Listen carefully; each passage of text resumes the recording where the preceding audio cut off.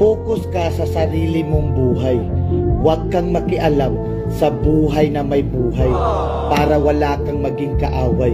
Kaya huwag mong ipaliwanag ang sarili mo sa ibang tao dahil mahirap maging tama sa mata na puro mali ang nakikita sa iyo.